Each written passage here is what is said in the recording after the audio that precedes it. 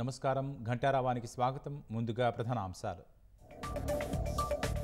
సమ్మె తాత్కాలికంగా విరమిస్తున్నట్లు జూడాల ప్రకటన. నేడు జీవోలు విడుదల కాకపోతే తిరిగి ప్రారంభిస్తామని హెచ్చరిక.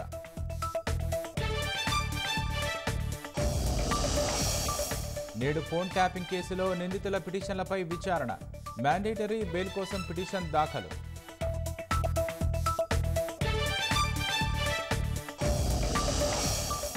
రాష్ట్రంలో రేపు ఎల్లుండి భారీ వర్షాలు కురిసే అవకాశం. పలు జిల్లాలకు పసుపు రంగు హెచ్చరికలు జారీ.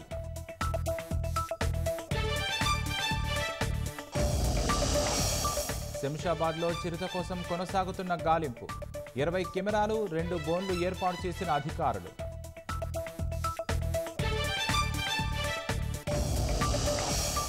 కొత్త పన్నుల విధానంపై కెన్యాలో ఆందోళనలు. భద్రతా దళాల కాల్పుల్లో 5 దుర్మరణం.